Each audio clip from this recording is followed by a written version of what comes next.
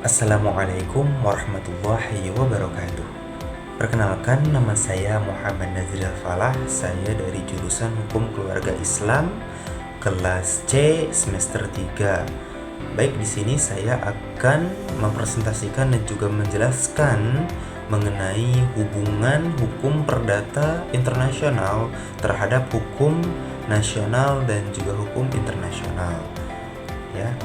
Baik, di sini saya akan menjelaskan materi tersebut untuk memenuhi tugas terstruktur dari mata kuliah Hukum Perdata Internasional yang diampu oleh Bapak Irfan Khairul Umam SH LLM.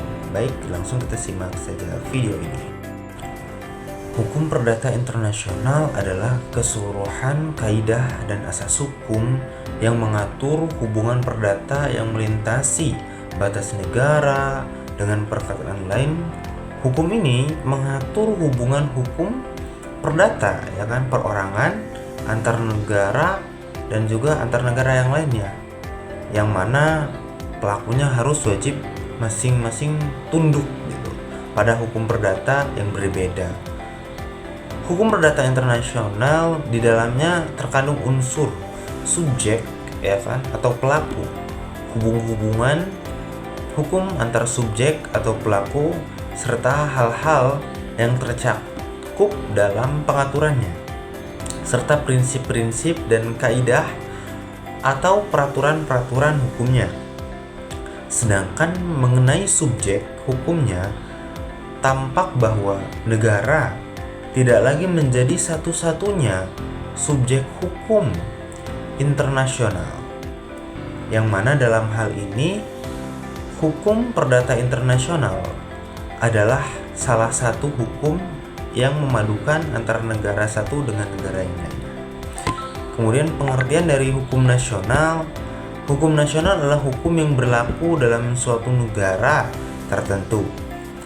Hukum nasional di Indonesia merupakan campuran dari sistem hukum Eropa, hukum agama, dan juga hukum adat, yang sebagian besar sistem yang dianut baik perdata maupun pidana berbasis kepada hukum Eropa kontinental, ya, yang mana khususnya yaitu dari negara Belanda, karena negara Indonesia merupakan bekas jajahan dari Belanda pada masa kolonial yang disebut dengan Hindia Belanda atau Netherlands India, yang mana hukum di Indonesia juga mencakup terhadap hukum Islamnya yang menjadi tumpuan kita sebagai umat Islam, dan juga hukum adat yang warisan leluhur nenek moyang kita. Kemudian ada hukum internasional, adalah keseluruhan kaidah-kaidah dan juga asas yang mengatur hubungan atau persoalan-persoalan melintasi batas negara, antar negara satu dengan negara lain, serta untuk menghasilkan subjek hukum dari suatu negara tersebut, ya kan, negara yang satu sama lain. Nah, dalam hal ini peran hukum perdata internasional dalam konflik normal, ya, kita bisa jelaskan di sini dari sisi sosial budaya, perbedaan agama, adat istiadat, dan juga kebiasaan mempengaruhi proses penyelesaian sengketanya, ya. Kita ambil contohnya dalam kasus perkawinan campuran antara WNI dan juga WNA, ya, yang beragama Islam, dan juga WNA yang beragama Kristen, gitu ya. Kita ambil contoh perbedaan pandangan terkait hak waris berdasarkan hukum agama masing-masing pihak.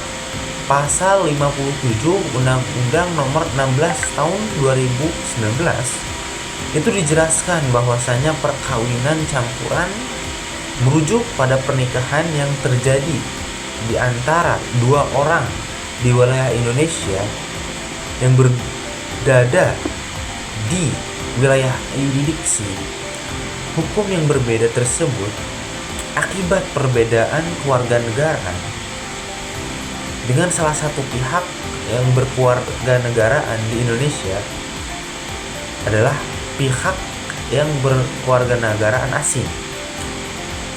maka dalam hal ini dapat menimbulkan ketegangan keluarga yang sulit diredam tanpa adanya mediasi yang efektif dalam penyelesaian masalahnya.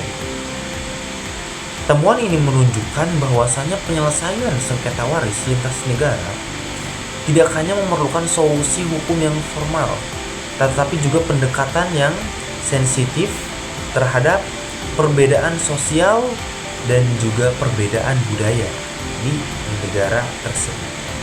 Baik, yang mana dapat saya simpulkan dalam hal ini, peran dan juga efektivitas terhadap hukum perdata internasional sangatlah besar ya, dalam penyelesaian sengketa-sengketa seperti sengketa waris, sengketa tanah, yang mana di dalam negara kita Indonesia ya, yang sangat menjunjung tinggi kedaulatan hukum, tentunya juga harus bisa mengkodifikasikan hukum di negara yang lain, yang mana dalam hal ini dibantu ya, oleh hukum perdata internasional.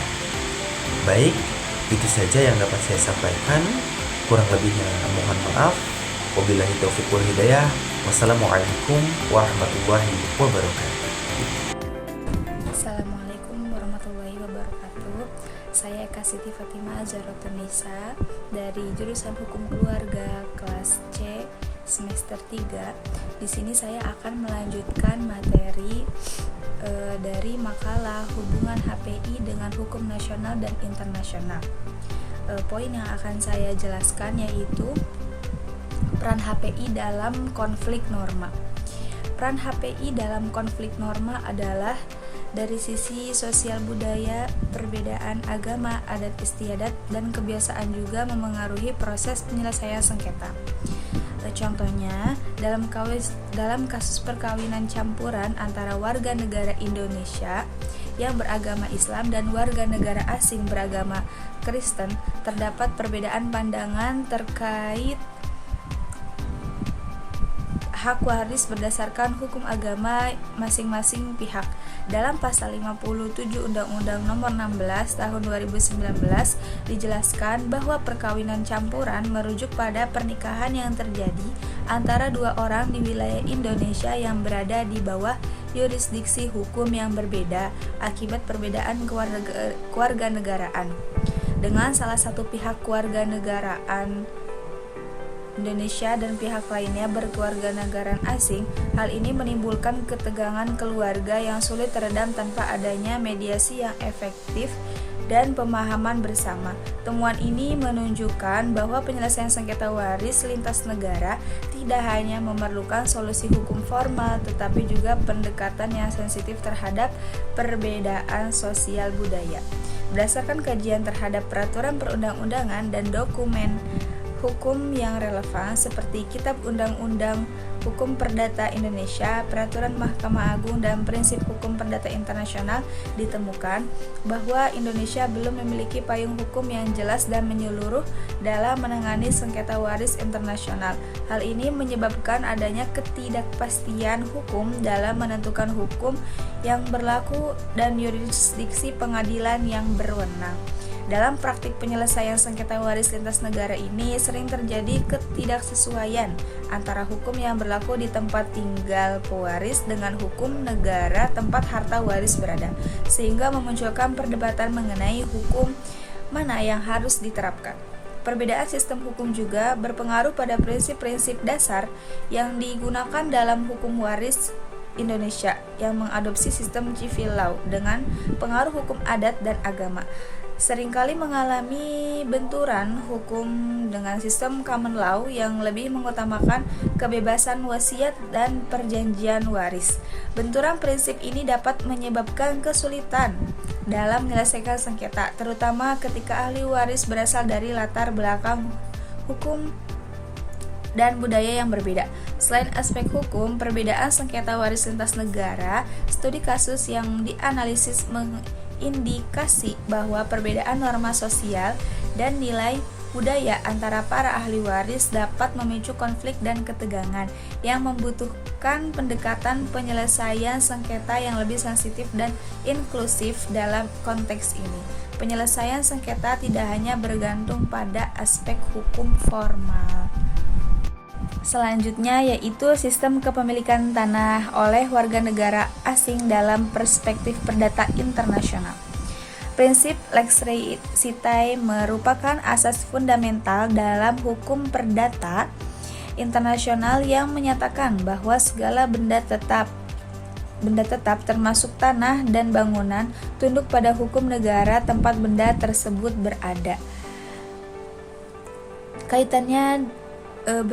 Dalam kaitannya dengan Indonesia, hal ini berarti bahwa seluruh tanah yang terletak di dalam wilayah negara Indonesia hanya dapat diatur berdasarkan hukum nasional tanpa memandang siapa pemilik atau pihak yang terlibat, apakah warga negara Indonesia atau warga asing. Asas ini memperkuat posisi hukum agraria nasional dan mendukung prinsip kedaulatan negara atas tanah sebagaimana tercermin dalam pasal 33 ayat 3 Undang-Undang Dasar 1945 dan Undang-Undang UU-PA nomor 5 tahun 1960.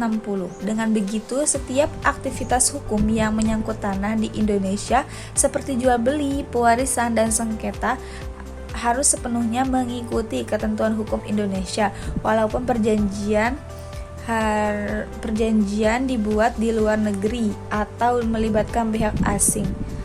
Prinsip ini tidak hanya membatasi campur tangan hukum asing atas tanah di Indonesia, tetapi juga memastikan bahwa yurisdiksi nasional tetap diutamakan dalam urusan pertahanan. Yang terakhir, kesimpulannya yaitu tujuan hukum perdata internasional bertujuan memahami rasa keadilan dari golongan orang atau manusia yang takluk atau patuh kepada peraturan dan juga memiliki peran penting dalam menyelesaikan masalah permasalahan sengketa yang berbeda negara. Contohnya perkawinan warga Indonesia dengan warga negara asing di bawah payung hukum yang berbeda dan negara yang berbeda, yang mana menentukan sistem hukum mana yang harus diberlakukan ketika terjadi perselisihan yang melibatkan unsur asing serta memastikan prinsip dasar hukum dan ketertiban umum nasional. Terima kasih. Mungkin cukup sekian yang bisa saya sampaikan. Wassalamualaikum warahmatullahi wabarakatuh.